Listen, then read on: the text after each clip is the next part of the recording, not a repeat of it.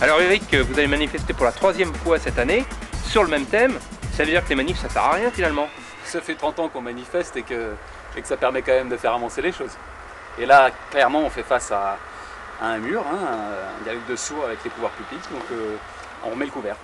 C'est quoi qui vous inquiète aujourd'hui? Aujourd'hui, c'est une certaine forme d'autisme des pouvoirs publics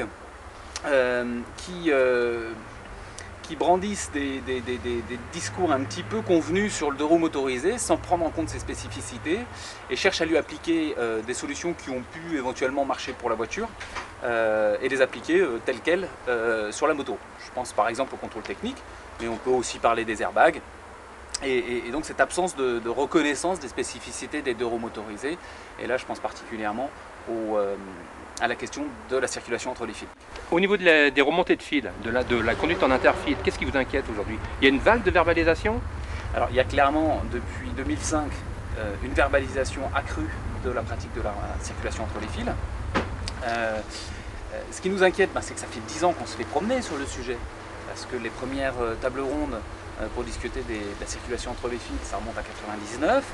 Il y avait eu des tables rondes en 2004 également, et puis ça avait sans doute été trop consensuel au goût des pouvoirs publics et ça avait été très vite enterré. Et aujourd'hui, on continue à se faire promener puisqu'on nous parle d'expérimentation. Alors expérimentation, qu'est-ce que ça veut dire? Ça fait 30 ans que c'est pratiqué, avec toujours un blocage au niveau du ministère de l'Intérieur. Pourtant, vous êtes en concertation avec le gouvernement depuis plus d'1 an. Ah oui, ça veut dire que ça sert à rien cette concertation? Alors ça sert sur d'autres sujets. On a eu des avancées notamment dans le domaine de la formation. On a peut-être également évité un certain nombre de dispositions dont on ne voulait pas. Je pense à la plaque à l'avant ou le relèvement de l'âge de la conduite des cyclomoteurs à 16 ans. Donc on a réussi à faire échec à un certain nombre de dispositions, mais reste effectivement un point de blocage sur la question de la circulation entre les fils, alors que c'était un thème prioritaire pour nous, parce qu'il est essentiel de pouvoir dicter un certain nombre de règles de bon sens qui soient connues de tous, pour que cette circulation entre les fils se déroule dans de bonnes conditions, et qu'elle puisse également être enseignée lors de l'apprentissage au permis de conduire, tant pour les automobilistes que pour les motards.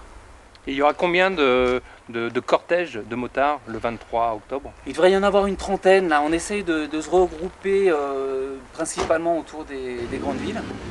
C'est une manif régionale? Ce sont plutôt des manifs régionales que départementales. Donc on va plutôt sur 30 gros cortèges que 60 petits, grosso modo.